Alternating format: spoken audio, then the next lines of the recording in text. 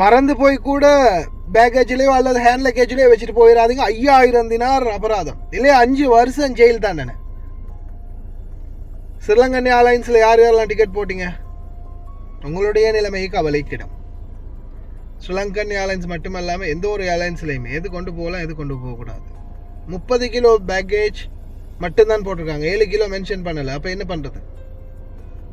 அஸ்ஸலாமு அலைக்கும் வரஹ்மத்துல்லாஹி வபரகாத்து. அன்பார்ந்த அனைத்து உறவுகளுக்கும் இனிய மதிய வணக்கம்.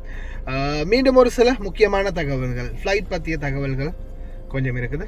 வீடியோவை ஸ்கிப் பண்ணாமல் ஃபுல்லாக பாருங்கள். நிறைய பேருக்கு பயனுள்ளதாக இருக்கும் இந்த தகவல். தயவு செய்து தெரியாத நண்பர்களுக்கும் ஷேர் பண்ணுங்கள். வீடியோ பிடிச்சிருந்தா ஒரு லைக் பண்ணுங்கள், சப்ஸ்கிரைப் பண்ணுங்கள். நிறைய பேர் சப்ஸ்கிரைப் பண்ணாமல் தான் பார்க்குறீங்க, முடிஞ்சால் சப்ஸ்கிரைப் பண்ணுங்கள். முதலாவது ஒரு news.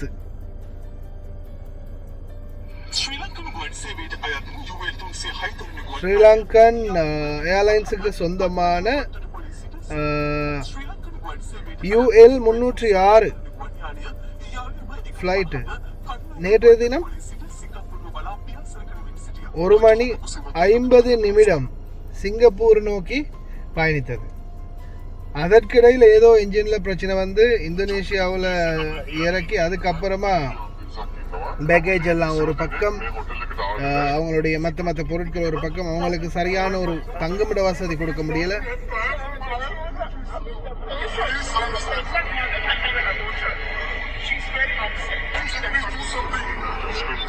So same class, we didn't do this. I give some respect. Everybody is shouting.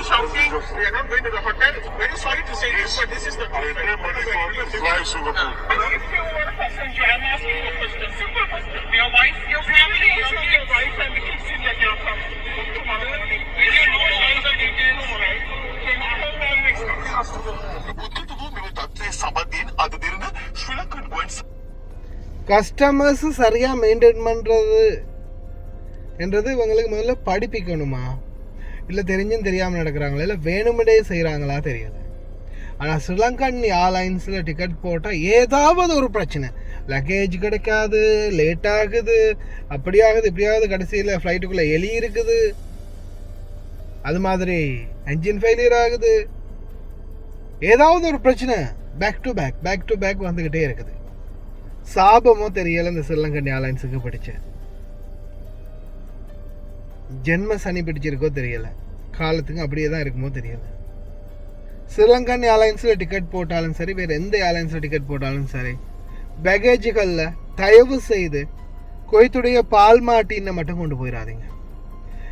நிறைய பேர் கேட்குறீங்க. நான் எனக்கு கிடைச்ச தகவலை நான் உங்களுக்கு சொல்கிறேன். நிறைய பேர் போயிருக்காங்க, ஒரு டின் அல்லது 2 டின்னை உடைச்சி வேறு பேக்கெட்டுகளில் சும்மா சாதாரணமாக பேக்கெட் பண்ணி, அதாவது நைலோன் பேக்கெட்டுகளில் பேக்கெட் பண்ணி எடுத்துகிட்டு போயிருக்காங்க.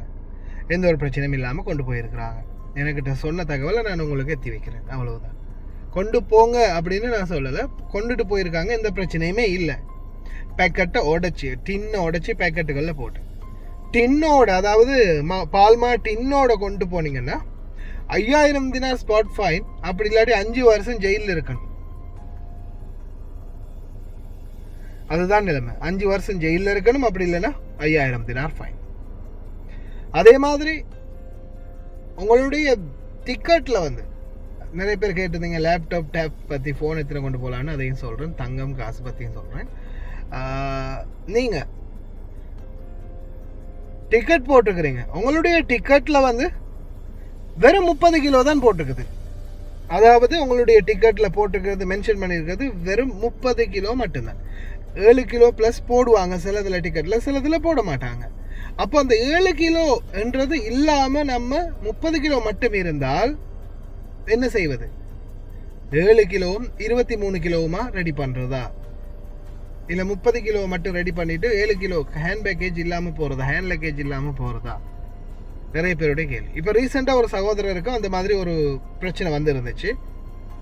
உடனே கால் பண்ணி கேட்கும்போது இதை அவங்க ரெகுலராகவே என்ன சொல்கிறாங்கன்னா, ரெகுலராகவே சில நேரங்களில் 30 கிலோவோடு சேர்த்து +7 போடுவாங்க, சில இதில் +7 போட மாட்டாங்க. ஆனாலும் 30 கிலோ மென்ஷன் பண்ணி இருந்தாலும் தனியாக 7 கிலோன்றது பேக்கேஜோடையே வந்துடும். நீங்கள் எப்போதுமே டிக்கெட் போடும்போது உங்களுக்குரிய பேக்கேஜ் 20 கிலோவா, 30 கிலோவா, 40 கிலோ, 50 கிலோவா, அதை மட்டும் கிலோ கணக்கு நீங்கள் சரி பார்த்துக்கோங்க. ஹேண்ட் லக்கேஜ் எப்போவுமே 7 கிலோ தான். எந்த ஃப்ளைட்டில் போனாலும் 7 கிலோ தான்.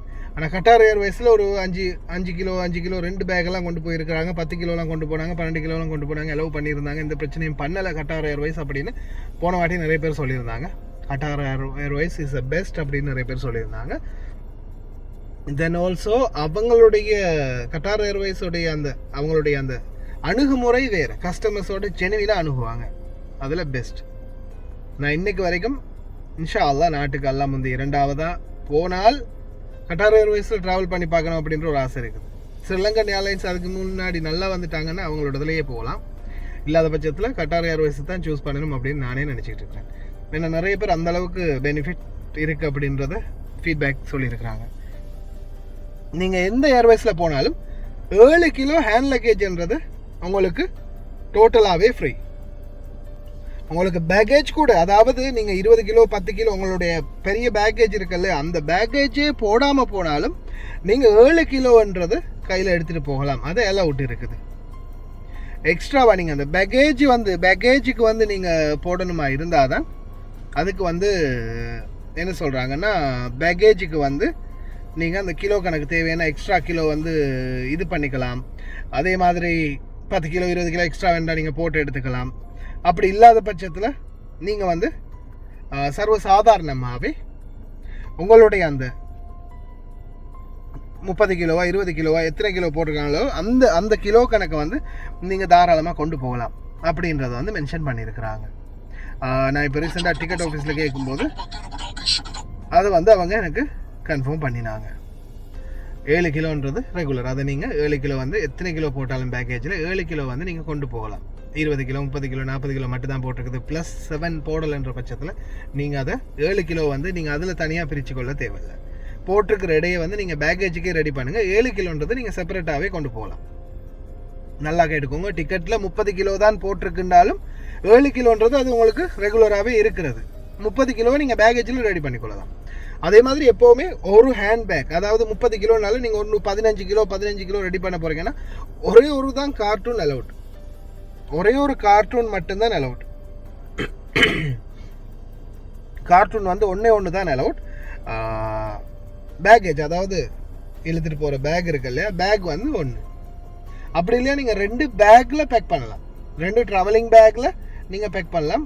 பாக்ஸ்லேயும் கார்ட்போர்ட், அதாவது கார்ட்போர்ட் பாக்ஸில் அட்டைப்பெட்டியில் நீங்கள் கட்டுறதா இருந்தால் ஒரே ஒரு அட்டைப்பெட்டி தான் ஃப்ளைட்டுக்குள்ளே அலவுட் இருக்குது. ரெண்டு அட்டைப்பெட்டிகள் இல்லை. ஒரு பெட்டியும் ஒரு பேக்கும் இல்லை. நீங்கள் 2 பேக்காக கூட கொண்டு போகலாம். 2 பேக்கேஜ் போடுறதுக்கும் பிரச்சனை இல்லை. ஆனால் 2 கார்ட்போர்ட் பெட்டிகள் போட முடியாது. அதாவது கார்ட்டூன் பெட்டிகள், அட்டை பெட்டிகளில் வந்து 2 பெட்டி போட முடியாது. அதெல்லாம் ஞாபகம் வச்சுக்கோங்க. அடுத்தது, பெட்டி வந்து ரொம்ப நல்ல உயரமாகலாம் இருக்கக்கூடாது. சாதாரண அந்த பெட்டியோட உயரம் என்னன்னு பார்த்தீங்கன்னா அவங்க சொல்கிறாங்க இந்த அளவு தான் இருக்கணும்னு, இதுதான் உயரமாக இருக்கணுமா. அதோட சேர்த்து நீங்கள் என்ன பண்ணலாம், உங்களுடைய இந்த மணிக்கட்டு கை அளவுக்கு உயரத்தோட சேர்த்து இன்னும் இந்த அளவுக்கு நீங்கள் சேர்த்துக்கொள்ளலாம். அதாவது குறைந்தது அடிக்கணக்கு பார்த்தாலும் ஒரு 2 அடி உயரத்துக்குள்ள பாக்ஸ் வந்து நீங்கள் ரெடி பண்ணிக்கொள்ளலாம். அதுக்கு மேலே ரொம்ப உயரமான பாக்ஸுகள் வந்து, ரொம்ப அகலமான பாக்ஸுகள் வந்து போட முடியாது. அதுக்குன்ற அந்த லிமிட்டோட சதுரமாக லிமிட்டாக இருக்கணும். உயரமும் சரி அகலமும் சரி அதே அளவில் தான் இருக்கணும். 1.5 அடி மேக்சிமம், 1.25 அடி அகலமும் சரி உயரமும் சரி. பாக்ஸுகளில் வந்து அந்த மாதிரி பிரச்சனை இருக்குது. சில நேரங்களில் பாக்ஸ் அலோவ் பண்ண மாட்டாங்க. உடச்சி வேறு ஏதாவது பேக் இருந்தால் போட்டுக்கோங்க அப்படின்னு சொல்லிடுவாங்க. அந்த மாதிரி பிரச்சனைகள் நிறைய இருக்குது. அதனால் தயவு செய்து ஃப்ளைட்டில் போகிறவங்க இந்த விஷயத்தை மறக்காமல் ஞாபகத்தில் வச்சுக்கோங்க. அடுத்ததாக இன்னொரு முக்கியமான விடயம் என்னென்னா, நிறைய பேர் கேட்டிருந்தாங்க லேப்டாப் எத்தனை கொண்டு போகலாம், சார்ஜர் எத்தனை கொண்டு போகலாம், ஹேண்ட்பேக்கில் வைக்கணுமா லக்கேஜில் வைக்கணுமா அப்படின்னு. சார்ஜர், அதாவது பேட்டரிகள் இல்லாத பொருட்களை வந்து நீங்கள் சார்ஜராக இருந்துச்சுன்னா சார்ஜர் மட்டும் பேக்கேஜில் போட்டுக்கொள்ளலாம் பெரிய பேக்கில். Laptop, phone, power bank, tab, இந்த மாதிரியான ஐட்டங்கள் எல்லாமே உங்களுடைய ஹேண்ட் லக்கேஜ் இருக்கு இல்லையா, கையில் கொண்டு போய் ஃப்ளைட்டுக்குள்ளே மேலே ஓப்பன் பண்ணி வைப்பீங்க இல்லையா, அதுக்குள்ளே தான் நீங்கள் வச்சுக்கொள்ளணும். அதே மாதிரி நிறைய பேர் கேட்டிருந்தாங்க ஃபோன் எத்தனை கொண்டு போகலாம், டேப் எத்தனை கொண்டு போகலாம். சாதாரணமாக இது எனக்கு போனவர்களுடைய அப்டேட் படி நான் ஒவ்வொருத்த கேட்ட மாதிரி ஒவ்வொருத்தர் சொன்ன மாதிரி உங்களுக்கு நான் அப்டேட் தரேன். இப்போ நிறைய பேர் சிகரெட் கூட கேட்டிருந்தீங்க. சிகரெட் வந்து 50 பேக்கெட், ஒரு இப்படி ஒரு கார்டு, அந்த குரூஸ்ன்னு சொல்லுவாங்களே, அந்த குரூஸில் வந்து 10 பேக்கெட் இருக்கும். 10 சின்ன பேக்கெட் உள்ளது இப்படி ஒரு பேக் இருக்கும். அந்த பேக்கில் வந்து நீங்கள் 5 பேக் கொண்டு போகலாம். அதாவது 50 சிகரெட் பேக்கெட் கொண்டு போகலாம். அடுத்ததாக மொபைல் ஃபோன் 2 யூசிட் ஃபோன் நீங்கள் கொண்டு போகலாம். 2 பெக்கினோட உள்ள ஃபோனும் கொண்டு போகலாம். 2 பெக்கினோட உள்ள ஃபோன் கொண்டு போகலாம். அதை நீங்கள் 3-4 கொண்டு போகிறீங்களா இருந்தாலும் அந்த ஃபோன் வந்து வேல்யூ அதிகம் இல்லாமல், சாதாரணமாக இப்போ 10 தினாரில் 4 ஃபோன் வாங்கிட்டு போகிறீங்கன்னா அது ஒரு பிரச்சனையே இல்லை. நீங்கள் ஹேண்ட் லக்கேஜில் அழகாக வச்சு கொண்டு போகலாம். அங்கே போனால் கஸ்டம்ஸ் அடிப்பாங்க அப்படின்றது தான் நிறைய பேருக்குரிய பயம். அப்படி எதுவும் பண்ண மாட்டாங்க. ஏன்னா 10 தினாரில் 4 ஃபோன் 40 தினாருக்கு அங்கே கஸ்டம்ஸ் அடிக்க மாட்டாங்க. அதே நீங்கள் ஐஃபோன் 15 ப்ரோ 16 ப்ரோ மேக்ஸில் 4 கொண்டு போகிறீங்கன்னா நிச்சயமாக கஸ்டம்ஸ் 1 இல்லாட்டி 2 தான் அலோட் பண்ணுவாங்க. மீதிக்கு கட்டாயமாக டேக்ஸ் கட்டணும் அப்படின்னு நிச்சயமாக சொல்லுவாங்க. அதே போல் டேப், லேப்டாப் 2-3 கொண்டு போகலாம். அதுவும் இப்போ நீங்கள் பார்த்தீங்கன்னா நிறைய பேர் இந்த டேப், லேப்டாப்லாம் வந்து பார்த்தீங்கன்னா இந்த என்ன சொல்கிறது 10 தினார் 20 தினாருக்கு அந்த கடைகள் ஸ்பெஷல் ஆஃபர் போட்டுக்கிற அந்த டேப்புகள் வாங்குவீங்க. அந்த மாதிரி டேப்புகள் நீங்கள் கொண்டு போகிறதுக்கு எந்த பிரச்சனையுமே இல்லை. தாராளமாக நீங்கள் வந்து அந்த மாதிரி டேப்புகளை கொண்டு போகலாம். லேப்டாப்பும் 1, 2, 3 வரைக்கும் நீங்கள் கொண்டு போகலாம். அந்த நார்மலாக நீங்கள் வந்து கொண்டு போகிறது வந்து ரொம்ப விலை அதிகம் இல்லாமல் 500 தினார் பெறுமதியான டேப் 3, லேப்டாப் 3 கொண்டு போனீங்கன்னா நிச்சயமாக அவங்க கஸ்டம்ஸால் செக் பண்ணிவிட்டு இதுக்கு வரி கட்டணும் அப்படின்னு சொல்லுவாங்க. அதே நீங்கள் 10 தினார் 20 தினார் டேப்பை கொண்டு போகிறீங்கன்னா, லேப்டாப்பை கொண்டு போகிறீங்கன்னா அதுக்கு எந்த பிரச்சனையும் இல்லை. அதே போல் பணம் 5000 தினார் வரைக்கும் நீங்கள் கையில் வச்சுக்கொள்ளலாம். 5000 தினார் வரைக்கும் நீங்கள் கையில் கொண்டு போகலாம். அதே மாதிரி தான் தங்க நகைன்னு பார்த்தீங்கன்னா கிட்டத்தட்ட 6 to 7 பவுன் வரைக்கும் கொண்டு போகிறாங்க. ரீசெண்டாக ஒரு அம்மா போயிருந்தாங்க, 10 பவுன் நகை போட்டு போயிருக்கிறாங்க. அதாவது கிட்டத்தட்ட 75 கிராம்லேருந்து 80 கிராம் வரைக்கும் நகை போட்டு போயிருக்கிறாங்க. எதுவுமே ஆகலை. 80 கிராமுக்கு மேலே கொண்டு போனாலும் கூட அவங்க ஆபரணத்தை அணிகலனாக கொண்டு போனாங்கன்னா பிரச்சனை இல்லை. பிஸ்கெட்களா, தங்க நகைகளா, பிஸ்கெட்களாவோ அல்லது நிறைய ஆபரணங்கள் சாதாரணமாக 20 பவுன் 25 40 30 பவுன் கொண்டு போனால் தான் செக்இனில் பிடிப்படும். தங்க நகை வந்து உங்களுக்கு வந்து நீங்கள் குறைஞ்சது 10 பவுனுக்குள்ளே கூட நீங்கள் போட்டுட்டு போகலாம். நகையாக உங்களுடைய அணிகலன்களாக நீங்கள் போட்டு போகிறதுல எந்த பிரச்சனையும் இல்லை. இந்தியாவிலலாம் 15 கிராமோ 20 கிராமோன்னு தான் அலௌடுன்னு சொன்னாங்க. 1.5 பவுன் கூட 1.5 பவுன் மாதிரி தான் இந்தியாவிலலாம் அலௌடு இருக்குது. ஆண்களுக்கும் பெண்களுக்கும் ரொம்பவே கம்மி. இலங்கையை பொறுத்த வரையில் அல்ஹம்துலில்லாஹ் குறைஞ்சது உங்களுக்கு 80 கிராம்லேருந்து 100 கிராம் வரைக்கும் தங்கம் கொண்டு போனாலும் எந்த பிரச்சனையும் இல்லை. அந்த மாதிரி கொண்டு போகிறாங்க, நிறைய பேர் போயிருக்கிறாங்க. இப்போ ரீசெண்டாக ஒரு சகோதரி போனாங்க, அவங்க கொண்டு போன மொத்த வெயிட் வந்து பார்த்திங்கன்னா 85 கிராம், அதாவது ஒரு பவுன் 10 பவுனுக்கும் மேலே கொண்டு போயிட்டாங்க. எந்த பிரச்சனையும் இல்லை. அணிகலன்களாக அணிஞ்சிட்டு போனாங்க, எந்த பிரச்சனையும் இல்லை. அதே போல் பணமும் நகையும் இந்த லிமிட் தான். அதே மாதிரி மொபைல் ஃபோன் நல்லா ஞாபகம் வச்சுக்கோங்க. ரொம்ப விலை உயர்ந்ததாக இருந்தால் நீங்கள் 2-3 கொண்டு போனீங்கன்னா நிச்சயமாக ஏதாவது ஒன்றுக்கு சரி கஸ்டம்ஸ் அடிப்பாங்க. அப்படி இல்லாத பட்சத்தில் எந்த பிரச்சனையும் இல்லை. வேறு என்ன கமெண்டில் கேட்க வேண்டி இருந்துச்சு? நிறைய பேர் கமெண்டில் நிறைய விஷயங்களை கேட்டிருந்தீங்க. சில இந்த விமான பயணம் சம்மந்தமான விடயமாகவே இது முடியட்டும் அப்படின்றதால நான் சொன்னேன். அதே மாதிரி டிக்கெட் விஷயத்தை ஞாபகம் வச்சுக்கோங்க. டிக்கெட்டில் 30 கிலோ மட்டும்தான் போட்டிருந்தாலும் உங்களுக்கு 7 கிலோ எக்ஸ்ட்ராவாக அலௌட் இருக்குது. அதில் எந்த பிரச்சனையும் இல்லை. ஆனால் நீங்கள் உங்களுடைய 30 கிலோ வந்து 2 கார்ட்டூன் இல்லாமல் ஒரு கார்ட்டூனில் ஒரு பேக்கேஜில் இல்லாட்டி 2 பேக்கேஜில் உங்களுக்கு அலௌட் இருக்குது. 2 கார்ட்டூனில் அலௌட் இல்லை.